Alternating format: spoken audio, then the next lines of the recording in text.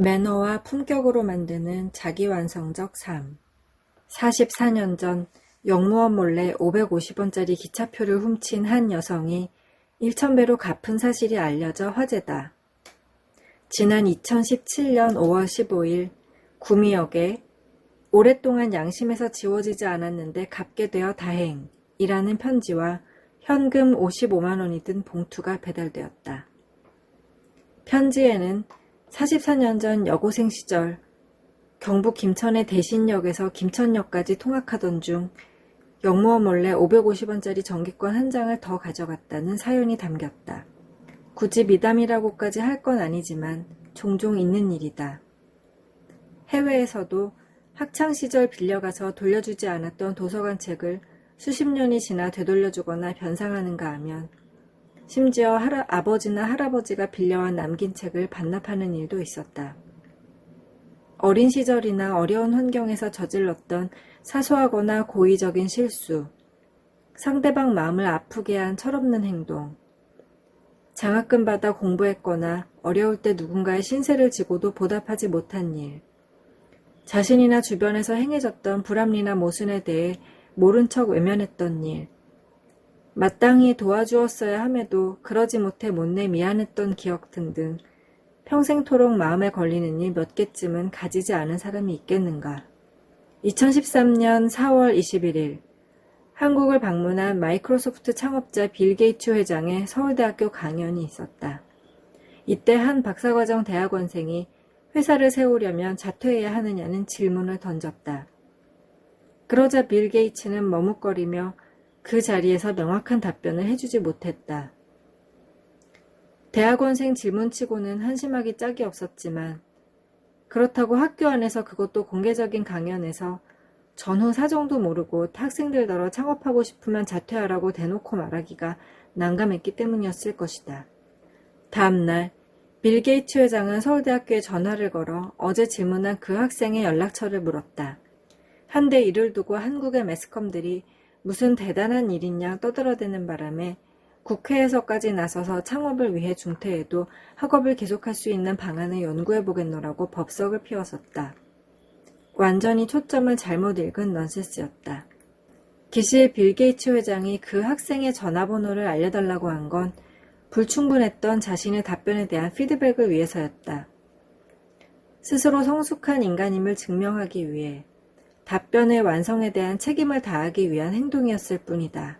그걸 두고 한국 언론들은 빌 게이츠 회장이 그 학생과 한국 대학의 불합리한 교육제도에 대해 지대한 관심이라도 가진 줄 알고 법석을 떤 것이다. 그건 선진 문명사회의 성숙한 인격체들의 당연한 매너일 뿐인데도 그런가 하면 2013년 6월 7일 미국의 유명 음식 칼럼니스트 필리스 리치먼 여사는 1961년 자신이 하버드 디자인대학원 도시계획학과에 입학 거부당한 것에 대한 답변을 워싱턴 포스트지의 칼럼을 통해 발표했다. 당시 입학 심사를 맡았던 윌리엄 도발라 교수는 그녀에게 보낸 편지에서 똑똑한 학생조차 결혼하면 학과 공부를 지속하는 데 어려움을 느끼고 공부에 들어가는 시간과 노력을 낭비라고 생각한다. 당신은 어떻게 공부와 남편, 그리고 가정에 대한 책임을 양립시킬 수 있을지 구체적인 계획을 제출하시오. 라고 했다. 이에 그녀는 입학을 포기했었다. 그동안 아이 셋을 낳고 글 쓰는 일에 성공한 그녀는 칼럼을 통해 당시 너무 겁을 먹어 교수의 말에 반박할 수 없었다. 결혼이 하버드 입학이나 경력에 방해가 될 줄 몰랐기 때문에 굉장히 낙담했었다. 나와 동시대를 살았던 많은 여성들은 여러 장벽에 맞서야 했다. 그럼에도 가정과 학업의 균형을 어떻게 맞출 수 있을지 결정하는 것은 나의 몫이어야 했다. 이제는 당신도 열린 마음이 되었을 것이라 생각한다. 문제는 당신이 아닌 시대의 편협했던 틀이었다. 고 지적했다. 그렇게 해서 52년 전에 미흡했던 인생의 한 부분을 메운 것이다.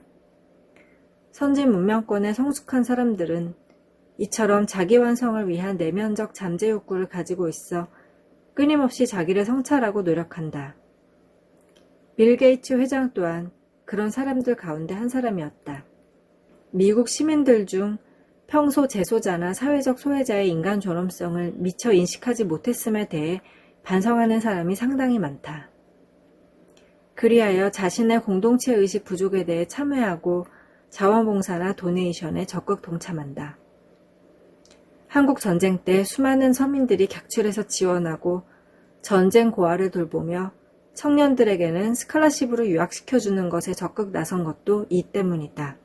그렇게 자기 완성을 향해 삶을 아름답게 가꾸는 것이다. 우리 주변에도 퇴직 후 안락한 연금생활 대신 동남아나 아프리카에 가서 자신의 재주로 봉사하는가 하면 지난날 전쟁 중에 어쩔 수 없이 고통을 준 베트남을 찾아나 봉사의 노년을 보내는 이들도 있다. 단순히 교회나 사찰을 찾아 헌금 바치고 참여하는 것만으로는 자기 완성적 삶을 가꾼다고 할 수 없다. 누가 대신 살아주는 것이 아니다. 자기 삶은 자기가 완성하는 것이다. 전두환 전 대통령의 추징금 미납 때문에 국회에선 억지로 법을 만들어 그 가족과 친인척의 재산 추적에까지 나섰다. 결국 갖은 방법으로 은닉 재산을 찾아내어 또다시 가문을 망신을 시켰었다.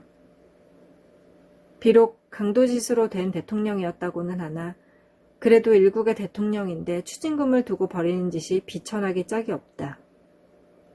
퇴임 후 그 긴 세월 동안 영육의 부침을 겪으면서도 도무지 인간 존엄, 자기 존엄, 자기 완성에 대한 성찰은 해본 적이 없었던 것 같아 가련하기만 하다.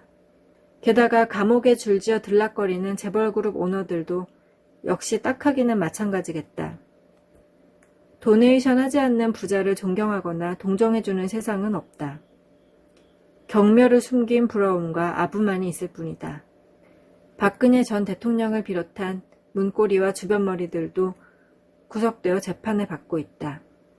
법대로 살았다고, 참회해서 용서받는다고, 죗값을 치렀다고 삶이 깨끗해지는 것이 아니다. 회고록 펴내는 걸로 삶이 완성되지 않는다. 힘든 시간이지만 세상과 자신을 달리 보는 계기가 되었으면 좋겠다. 그 어떤 처지든 삶은 고귀한 것이므로.